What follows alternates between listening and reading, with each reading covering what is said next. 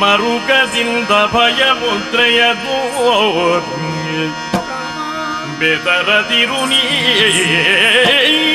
ನೀನೆನುದ ನುಡಿಸಿದನು ವಿನಯದಿಂದ ಯಾರಮ್ಮ ನೀನು ಯಾರಮ್ಮ ನೀ ಘೋರ ಕಾಂತರದೊಳಗೆ ಯಾರನ್ನು ನೆನೆಸತು ಕರೆಯುವೆ ಹೀಗೆ ತಾರಕ ಮಂತ್ರವನಾರು ಕಲಿಸಿದರು ಶ್ರೀರಾಮ ರಾಮ ತಾರಕ ಮಂತ್ರವನಾರು ಕಲಿಸಿದರು ಈ ರೀತಿ ದೊರೆತಿಲ್ಲಿ ಬೋಧವರ್ಯಾರು ಯಾರಮ್ಮ ನೀನು ಅಮ್ಮ